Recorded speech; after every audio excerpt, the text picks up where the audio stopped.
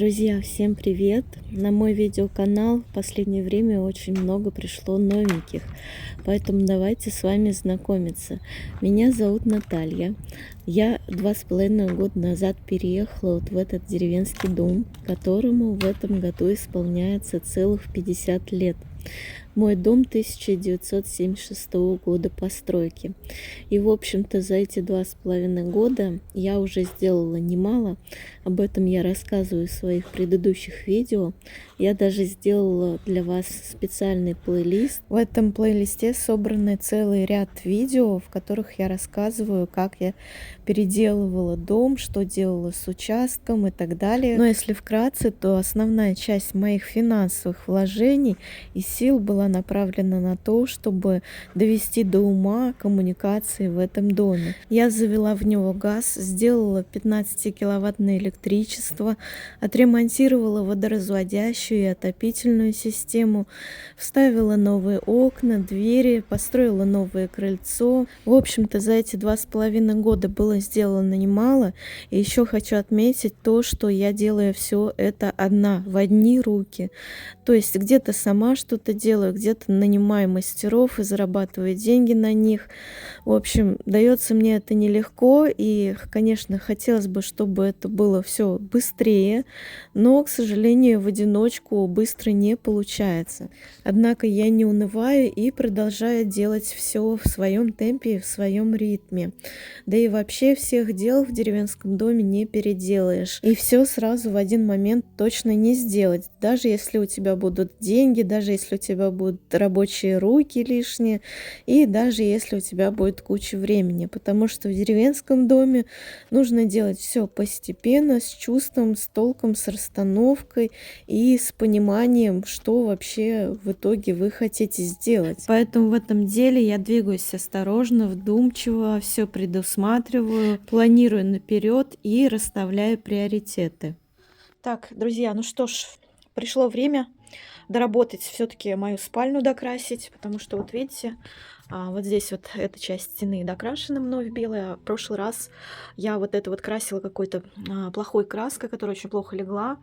И даже 2 слоя не спасли, видите, она в каких-то разводах, полуголубой какой-то такой получился, не белый. В общем, эту часть я планирую докрасить. Также планирую докрасить вот эту вот стену, где у меня окна находятся. Особенно вот внизу, где батарея, там вот нужно еще один слой краски точно пройтись. Ну и также у меня за кроватью есть кусок некрашенной стены с трубами, как видите. В общем, перед тем, как красить, мне, конечно, надо будет убрать вот эту кровать, но поскольку она очень тяжелая, громоздкая, и она царапает линолеум новый мне придется ее разобрать. Кстати, разбирать я ее собираюсь насовсем, потому что под нее не залезает робот-пылесос. Там вот здесь очень низкое расстояние у нее, под него не залазит робот-пылесос вообще никак. Тут, по-моему, 10 сантиметров. Там постоянно под ней скапливается пыль. Досталась она мне от предыдущих хозяев. Давно ее хотела сменить. И будем сейчас разбирать вот эту кровать. Я заказала новую кровать. Новую кровать я буду собирать уже, наверное, в следующем видео. В другом, да, покажу вам, как она выглядит, как я ее собираюсь декорировать. Ну а в этом видео будет разборка кровати и покраска, докраска стен в спальне, в общем-то. Нужно спальню доработать. Сборка и разборка мебели для меня это всегда какой-то квест, и это очень сложно и тяжело мне дается в некоторых моментах. Хотя у меня есть шуруповерт, конечно. Если честно, я до сих пор с содроганием вспоминаю, как собирала вот это вот свое рабочее кресло. Собирала я его всю ночь, и потом в итоге не выспалась, и мне еще с утра пришлось работать. Там, в общем-то, была инструкция, как его собирать. Ну, как вы понимаете, при сборке мебели всегда не хватает каких-то деталей. Пришлось что-то у соседей брать, что-то самой додумывать. В общем, далось это мне непросто. И этого, кстати, я не показывала в видео, как я страдаю при сборке этого кресла. Но зато вы видите красивые кадры уже собранного кресла. Ну и, кстати, не всегда у меня получается что-то отвинтить или привинтить шуруповертом. Иногда требуется прям вот такая серьезная мужская сила в руках, которой у меня нет. Пока буду в спальне красить стены, собирать новую кровать, вот буду спать на этом диванчике. Он раскладывается, он двуспальный. Сейчас его разложу, положу сюда матрас и буду вот так вот спать. У меня будет новое спальное место. Ну а пока я делаю себе новое спальное место, поделюсь с вами еще кое-какими мыслями. В моем блоге меня часто хейтят за то, что я за 2 года до сих пор не сделала какого-то косметического ремонта в доме, не навела уюта, порядка и так далее. Но что я хочу сказать, все это время я просто зарабатываю тупо деньги на то, чтобы сделать какие-то более глобальные и серьезные вещи, о которых я упоминала в начале этого видео. Я считаю, что это гораздо важнее покрашенных стен и наведенного интерьера в доме, согласитесь? Так, ну что, вот такое вот импровизированное спальное место у меня получилось. Она, кстати, такая большая, посмотрите, здесь, наверное, метр. Кровать высокая получилась. Елку пока здесь оставила, я еще не знаю, куда ее убирать. Кстати, напишите, кто уже елки убрал. Я пока еще не убрала. Я не знаю, где ее хранить, надо придумать. Ну, в общем-то, очень даже ничего, как вы считаете. А такой аэродром прям получился. Высокий, причем высоко буду спать. Мне тоже здесь нравится место спальное, очень комфортное. Но я его использую для гостей в основном. Когда ко мне гости приезжают, здесь у меня гости спят. Но пока ремонт спальни будет, в общем-то, буду спать здесь я. Ну и пока я продолжаю разбирать кровать, продолжу свою мысль, в общем-то. Заметьте, за 2,5 года ведения своего блога я никогда не выпрашивала у своих подписчиков каких-либо донатов.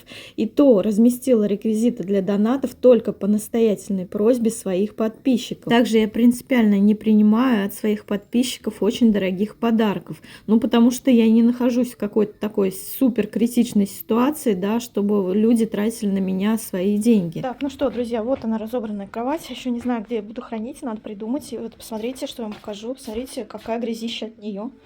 Вот эти все шматки грязи лежали под ней. Ее невозможно было почистить, не подвинув. Под нее не залезал робот-пылесос категорически. Посмотрите, как пожелтел линолеум под этой кроватью, потому что я не могла его мыть. Это, во-первых. А во-вторых, когда ее двигаешь, то можно было легко подрать линолеум. И даже где-то я его, по-моему, подрала. Вот здесь даже отпечатки остались. И вот мне вот эту часть еще предстоит докрасить. А еще, знаете, я смотрю вот на эти самодельные плинтусы из дерева. И понимаю, что надо их тоже убирать отсюда, что-то, какую-то другую историю придумать. Причем под трубами я даже не знаю, какие плинтуса приделать. Посоветуйте, что можно сделать вот в этом случае здесь. Вот, крашу вот эту часть нижнюю и вот эту часть вместе с трубами. Ну и также верхнюю часть надо докрасить.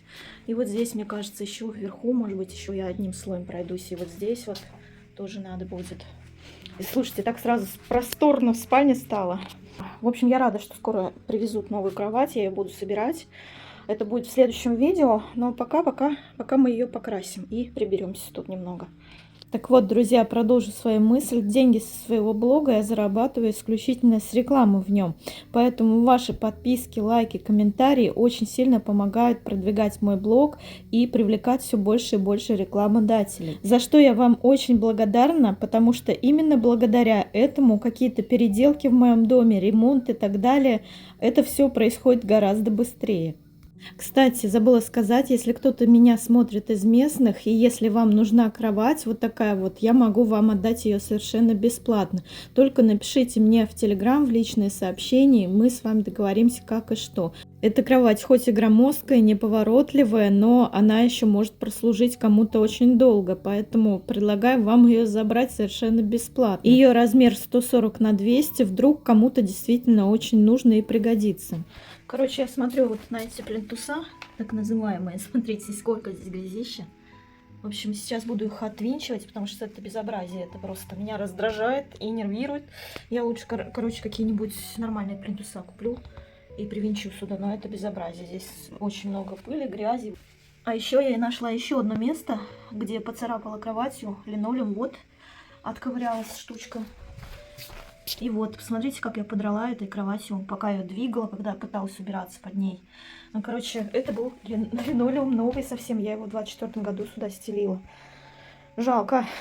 Но надеюсь, что эта штука теперь прикроется хотя бы новой кроватью. Кстати, эти плинтуса ставила не я, они здесь были изначально, то есть они родные, скажем так, с домом вместе мне достались.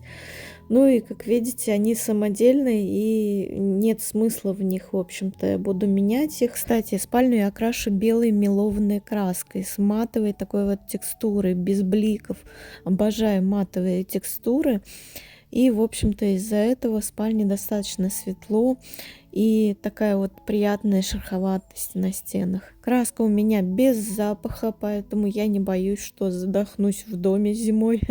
И крашу зимой, поскольку летом у меня все равно сад, огород и вообще не до покрасок в доме. Кстати, белой матовой краской я хочу покрасить все стены в доме. От этого дом станет гораздо более светлым, и уже от этого я буду отталкиваться, какой интерьер я буду делать в доме в принципе.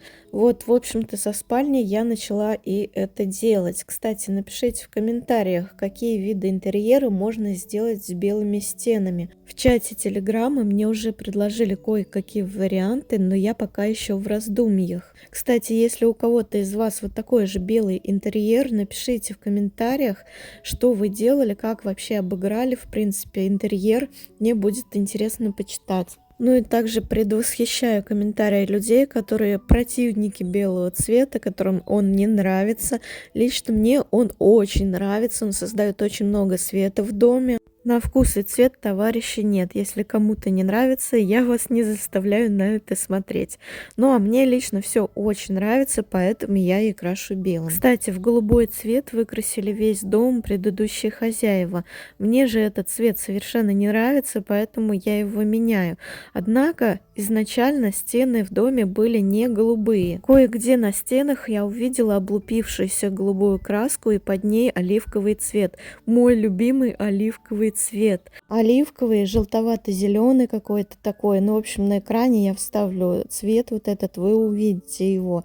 В общем, я его тоже очень люблю, и он очень хорошо сочетается с белым. Если бы я заехала в дом с изначально покрашенными вот такими вот стенами, таким цветом, я бы его просто освежила и оставила таким, каким он есть.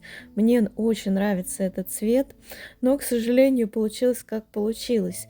И, в общем-то, этот цвет я собираюсь добавить в итоге в декор, куда-нибудь какие-нибудь детали, может быть, мебель, что-то, ну, в общем, посмотрим. Вообще в интерьере мне нравится много света и много пространства, много воздуха, чтобы было, я люблю, чтобы было где развернуться, позаниматься йогой, чтобы было минимум мебели и максимум воздуха. Вот мне такой интерьер очень нравится. Ну, в общем-то, вот и все. Уже 9 часов вечера сейчас. Я только закончила. Там наверху 2 слоя сделала. Здесь трубы закрасила. Масечка. Вот. Трубы я боялась красить поначалу. Думала, что поскольку они горячие, там что-то с краской будет. Но нет, она наоборот еще лучше сохнет на них. Вот. Ну и внизу, конечно же, надо будет плинтуса сделать нормальные. Но это уже потом у меня руки дойдут. Вот здесь, кстати, я трубы тоже обновила, освежила. И вот эту стену я тоже отбелила, скажем так. Она уже не легко голубая, а прям вот белая-белая получилась у меня. Ну что ж, я довольна. Жду кровать, когда приедет новая. Буду ее собирать. Вот. И плинтуса буду делать. Я вот эту матицу красила еще. Вот здесь мне не нравилось пятно темное.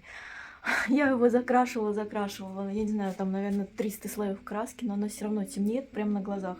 Я не знаю, что, из-за чего, но, наверное, нам тут поможет только шпатлевка. Вот. Ну и так немножко освежила всю матицу. Там она была голубоватая, у меня там вот краски не хватило чуть-чуть. Ну, потом докрашу, когда будет еще краска. Моя спальня почти готова, осталось только привести кровать. Кровать собрать — это отдельная история, и сделать плинтуса нормальные. Вот, но это все будет в следующем видео. Кстати, друзья, к нам пришли настоящие крещенские морозы, и с ними пришло вот такое вот солнышко. Вот такие рассветы фантастически красивые я наблюдаю у себя с участка. Сейчас очень солнечные дни, но очень морозные, до минус 24 градусов у нас. Кстати, поздравляю всех с праздником Крещения, тепла и уюта вашему дому. Мороз и солнце, день чудесный. Ой, какая красота, друзья. Какая красотища у нас. Вот, все.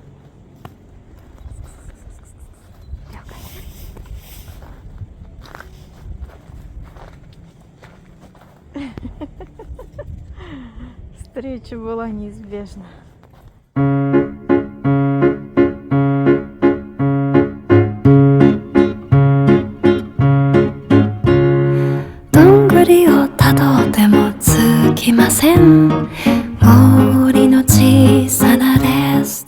Ну, в общем, на этом и все, друзья. Всех благодарю за внимание. Ставьте лайки, пишите комментарии. Обязательно подписывайтесь на меня, если хотите чаще видеть мои видео. Ну и мы увидимся с вами уже в следующем видео. Пока-пока.